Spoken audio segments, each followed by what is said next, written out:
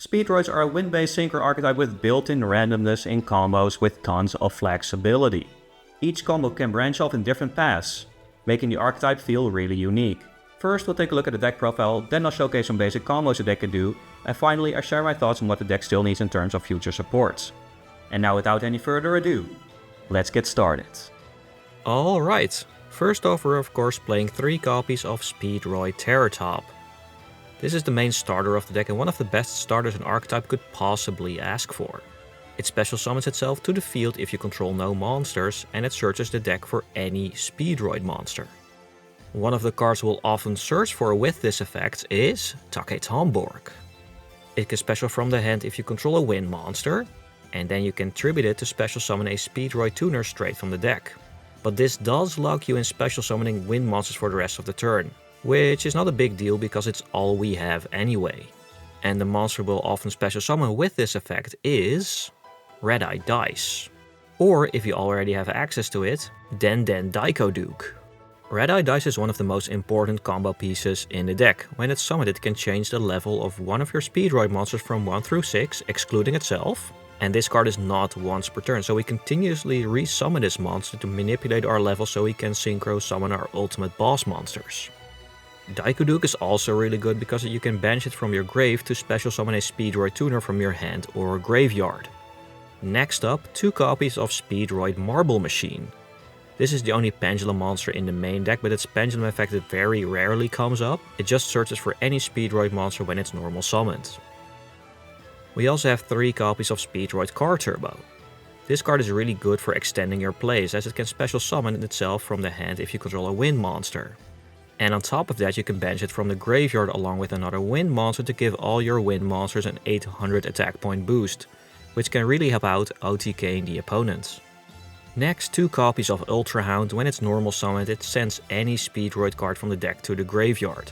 You can also banish it from your grave to shuffle a Speedroid monster from your grave back in the deck, and then special summon a Speedroid Synchro monster with the same level but a different name, giving you some follow-up options, because you cannot use this effect the turn Ultra Hound is sent to the graveyard. Then a couple of one-offs. Double Yo-Yo can reborn a level 3 or lower Speedroid from the graveyard when it's normal summoned. And Fukumadoshi can on-summon excavate cards equal to the number of other wind monsters you control and then add one of those to your hand. And it can be banished from the graveyard to decrease a level 3 or higher wind monster's level by 2, so a nice one-off in the deck. That's it for the monsters. Now I only play 1 archetype spell, 2 copies of Speedroid Wheel. My experience with this card is it's either really good or awful. You discard a card and they'll roll a 6-sided die, and then you can special summon 1 or 2 Speedroid monsters whose level equal the results. But their effects are negated, so we just use these bodies as either synchro or link material. And then 1 more non-archetype spell card to increase the consistency of the deck, Small Worlds. This card can pretty much search for any Speedroid monster in our deck and also some tech cards. I also played around with Speedroid Scratch, the in-archetype spell that searches a Speedroid monster. But it requires a discard for cost. So it's weak to Ash Blossom, where Small Worlds banish is part of the effect, so you do not need to banish if your opponent ashes it. And I found there are not enough beneficial discarding options to play it over Small Worlds. And Small World can be used to search for other tech cards as well. Then the last Speedroid card is Duplicates. This trap can bounce 1 card to the opponent's hand by banishing a wind monster in your graveyard, so nothing too special. But with its second effect you can special summon it as a level 1 tuner monster from your grave by reducing one of your Speedroid's monsters level by 1. And this effect can only be used once per duel, and if that restriction is on a card it's usually for a good reason because it's really good. Ultra Hound is the main way to get this card in the grave. So that's it for the main part of the deck. Up until now we have 24 cards, so that means we have at least 16 spots left for hand traps and other good generic staples, like Called by the Grave and 3 Crossout Designator. Speedroids can play through some interruptions, but if your opponent knows the archetype and its weak points it's pretty easy to disrupt. And we do a lot of summons before putting up a somewhat decent board, so Nibiru is this deck's worst enemy. These cards increase our chances of our effects from going through. Next we play a lot of different hand traps as crossout targets. 1 Nibiru, Ash Blossom, and Effect Failure. 3 Impermanence, and 2 Drolls. Troll is especially really nice because it can also be used as a small world bridge. And then the last hand trap I'm playing around with is 2 copies of Dominus Purge. This is a relatively new hand trap that came out in Infinite Forbidden. You can activate it from your hand if your opponent controls a card. It's very similar to Ash Blossom. If a card or effect is activated that adds a card from the deck to the hand, it negates that effect. And if you already have a trap card in your graveyard, it also destroys that card. But if you activated this effect from your hand, you cannot activate effects from dark, water and fire monsters for the rest of the duel. The only monster that wouldn't be activatable is Ash Blossom, which I'm only playing 1 copy of as a crossout target. And if you happen to open both in your opening hand, you just want to try and use Ash first. And the last card in the main deck is 2 copies of Triple Tactics Talent, an overall really versatile card for going first and second. Now for the extra deck, we have our boss monsters, Crystal Clearwing Synchro Dragon and Crystal Wing Synchro Dragon. Crystal Clearwing is the ultimate boss monster from this archetype. It can once per turn negate a spell or trap card. When your opponent activates a monster effect, it can make itself unaffected from their monster effects for the rest of the turn. And it also gains the attack points of that monster. And if your opponent sends it to the graveyard, it searches the deck for any wind monster. The only downside of this card is that it's relatively difficult to make. You need a Tuner Synchro monster and a Clearwing monster, so that means we need 2 Synchro monsters to summon it. Which not always makes it worth summoning, because we can use all those resources and bring out multiple other monsters. Like 2 Crystal Wing Synchro Dragons. This monster can once per turn negate the activation of a monster effect, destroy it, and then it gains its attack points. This is not a hard once per turn, so if you can summon out 2 of these, we have 2 negates. And spoiler alert for the combo section, we can achieve that off of just 1 card. It also has an effect in the battle phase. If it battles a level 5 or higher monster, it gains that monster's attack points during the damage calculation. So how do we summon these big boss monsters? We have a couple of cards that help us out with that. Starting with 2 Cork Shooter and 1 Hagoita. Cork Shooter has the ability when it's synchro summoned to search for a Speedroid spell or trap, or reborn the materials that were used to summon it, which is what we want to do most of the time. But all of the materials have to be Speedroid monsters and in the graveyard. Hagoita is a level 5 synchro monster that once per turn can reborn itself from the graveyard if you control a Speedroid tuner monster. So we can use it twice per turn for a synchro summon, and it's great to have as a follow-up for next turn. It also has another effect that does not come up often, but you can actually use it as a disruption during your opponent's turn. You can quick effect tribute it to increase or decrease the levels of all monsters on the field.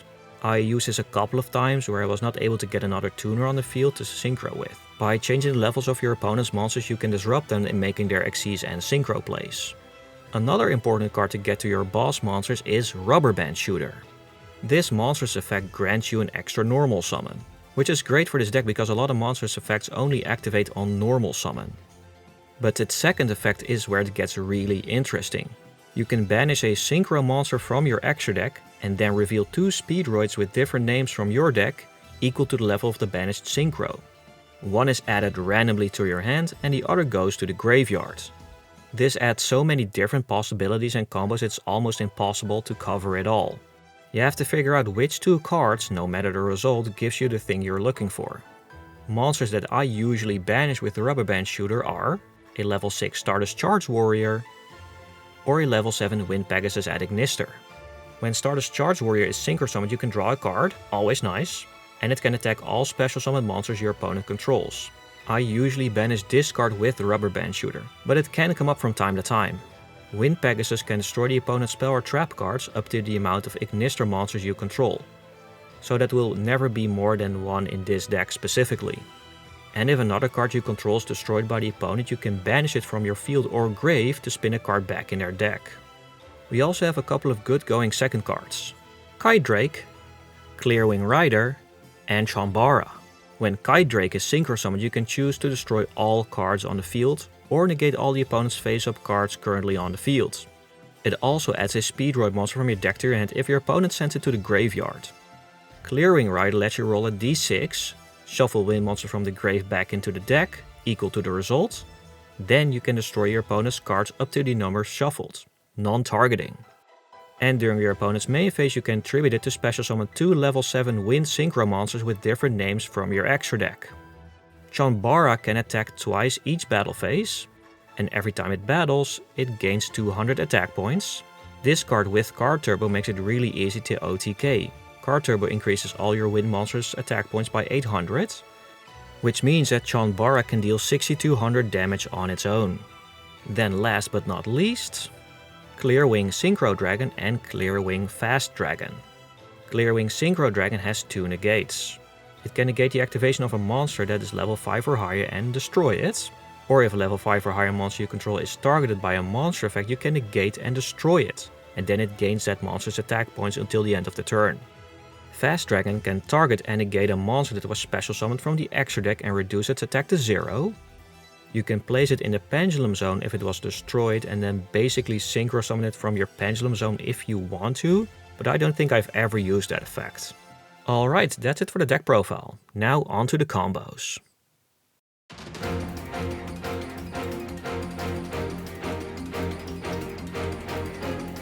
Okay, we're starting off with Speedroid Terratop. Since our field is empty, we can special summon it right away and its effect grabs us Marble Machine. Then normal summon it to search for Take Tomborg, which can special summon because we control a wind monster. Super easy. Now we're going to tribute Take Tomborg to special summon Red Eye Dice. And Dice lets us change Terratop's level to 2, setting us up to make a level 3 Synchro Cork Shooter. When this monster hits the field, it can reborn its Synchro materials. So Terratop and Red Eye Dice are back to make a Link summon Rubber Band Shooter. Now things get interesting. This is where the combo lines start to change based on our choices and a bit of randomness. We banish Stardust Charge Warrior, a level 6 Synchro, to reveal Daiko Duke and Ultra Hound. One gets randomly added to our hand and the other goes to the graveyard. In this case we add Daiko Duke. I'll show you the alternative line with Ultra Hound later. Now thanks to Rubber Band Shooter we can go ahead and normal summon Daiko Duke. Tune it with Marble Machine to bring out Hagoita.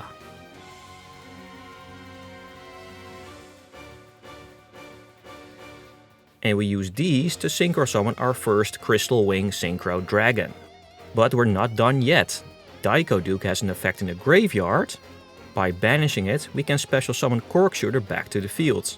And since we have a tuner out now, Hagoita can revive itself too. So we can use them again to synchro summon our second Crystal Wing Synchro Dragon. So here's our end board. 2 Crystal Wing Synchro Dragons giving us 2 monster negates. Plus, we've got some follow-up in the graveyard with Hagoita and Ultra Hound. Now let's see what happens if we add Ultra Hound instead of Daiko Duke. Alright, now we are back at the point where we summon Rubber Band Shooter. But this time we add Ultra Hound to our hand instead of Daiko Duke. We normal summon Ultra Hound and when it hits the field you can send Speedroid Duplicate to the graveyard. This trap can bring itself back to the field as a level 1 tuner by reducing Ultra Hound's level by 1. Next we tune these 3 into Hagoita. And then Hagoita with Cork Shooter to make our first Crystal Wing Synchro Dragon. From here it's the same as before, we banish Daiko Duke from the graveyard to revive Cork Shooter. Since we now have a tuner on the field, Hagoita can also reborn itself, allowing us to synchro the second Crystal Wing Synchro Dragon.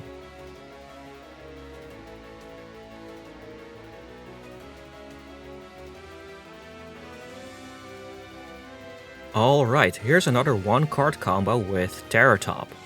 The first part is exactly the same as before, so we'll go through it quickly. We start by special summoning Terratop to search for Marble Machine. Now summon Marble Machine, which grabs us Take Tomborg. Special summon Take Tomborg, tribute it to bring out Red Eye Dice, and use Red Eye's Dice to change Terratop's level so we can synchro summon Cork Shooter. Just like before, Cork Shooter revives Terratop and Red Eye Dice from the graveyard. But here's where things start to change. This time we use Red Eye Dice to change Cork Shooter's level to 6. Then we use Red Eye Dice and Terratop to link summon Rubber Band Shooter. Next, Rubber Band Shooter banishes Charge Warrior, so we can reveal Daiko Duke and Ultra Hound. We add Daiko Duke to our hand, and with the Rubber Band Shooter's effect we get an extra normal summon to bring it out. Then we tune these to synchro summon Hagoita, and Hagoita with Cork Shooter to bring out Clearwing Rider. From here it's the same as before. we banish Daiko Duke to revive Cork Shooter, then revive Haguita, and use them to synchro summon Crystal Wing Synchro Dragon. Now we pass it to the opponent, and during their main phase we can use Clearing Rider's effect.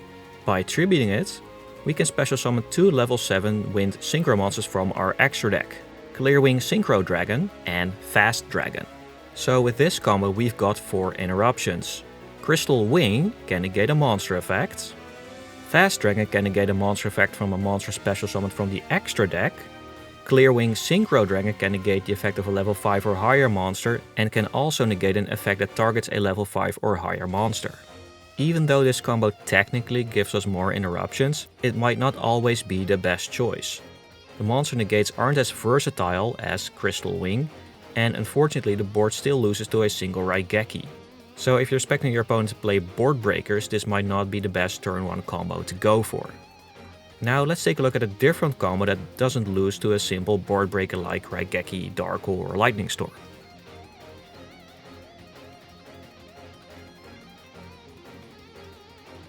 This time we're going to summon Crystal Clearwing Synchro Dragon without using a normal summon. We start of course by summoning our Terratop and search for Take Tomborg.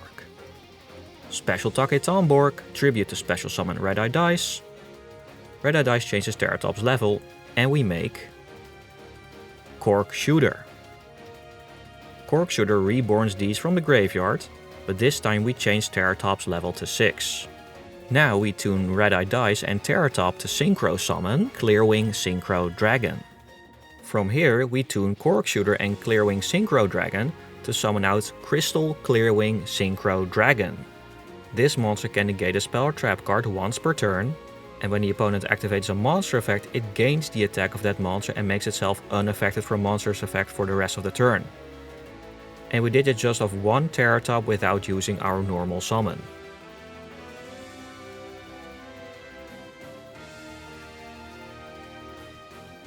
In this 2-card combo we're going to bring out both Crystal Clearwing and Crystal Wing Synchro Dragon. We start as usual by summoning Speedroid Terratop, but this time we're searching for Double Yo-Yo. Then we special summon Take Tomborg, tribute it and bring out Red Eye Dice. Red Eye Dice changes Terratop's level so we can make Speedroid Cork Shooter. And when it's summoned it revives the materials from the graveyard. But this time we don't need to do any level modulation, instead we link these away to summon Rubber Band Shooter. Rubber Band Shooter banishes Stardust Charge Warrior to reveal Daiko Duke and Ultra Hound. We add Daiko Duke to our hand. Next we summon Daiko Duke, then use Rubber Band Shooter to normal summon Double Yo-Yo. Double Yo-Yo brings back Red Eye Dice, which then changes Daiko Duke's level to 2. Now we tune these to synchro summon Haguita. Then we tune Haguita with Daiko Duke to bring out Clearwing Synchro Dragon. With Clearwing Synchro Dragon and Cork Shooter on the field, we can now synchro summon Crystal Clearwing Synchro Dragon. But we're not done yet. We banish Daiko Duke from the graveyard to revive Cork Shooter. This allows us to bring back Haguita, and with them we synchro summon Crystal Wing Synchro Dragon. So with 2 cards we can get both boss monsters on the field. These combos are just a glimpse of what this deck can do. The possibilities change depending on your opening hand and the choices you make with cards like Rubber Band Shooter, leading to different lines and combos. The deck is incredibly versatile and mastering it means being able to adapt on the fly, something that, even after playing the deck for a few weeks now, I'm still working on. However, the deck is still missing some things compared to modern decks and has some glaring weaknesses. The deck can brick sometimes on having too much non-engine in your hand, but there are also not any more cards from the Speedroid archetype that I really want to play more of. A lot of monster effects only activate on normal summon. The main boss monster of the deck requires a lot of resources to make compared to modern decks with more recent support. I really hope I can get a main deck Clearwing monster in the future, which could make summoning Crystal Clearwing much easier. Another good starter or extender would go a long way in bringing a deck up to modern standards. Personally, I would love to see an extender that also has a graveyard effect during the opponent's turn, allowing us to manipulate levels on our opponent's field. This could disrupt their Synchro and Xyz plays, making Clearwing Synchro Dragon more viable in how the game is played today. Its negates are quite dated, limited to level 5 or higher monster effects. Changing the level of the opponent's monsters could add an interesting layer of strategy, and it's something Yugo did in the anime. We could even see effects that change an Xyz monster's rank into a level, something Yuya also did a few times. Then, Clearling would also be able to interact with Xyz monsters. While there is a card that technically does this, it's never really seen any play as far as I'm aware of.